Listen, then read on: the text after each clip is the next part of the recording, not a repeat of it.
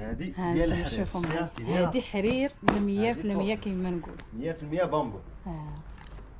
هذا الثمن ديالها وفيها البرومو. شوف الزربيه بعدا كي دايره الهدوب تا هما ديال الحرير وكلشي تزوق. لا كتبان وعامره. هانتوما شوفوا معايا الملمس ديالها والنظره ديالها متكوكه. هذه عامره كتلمع الطابي.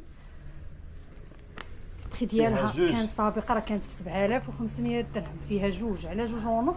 حاليا غتبقى لكم هانتوما شوفوا معايا الشكل ديالها. ماشي دوك الخفاف، يعني شي حاجه اللي هي كاريتي مزيانه محفره.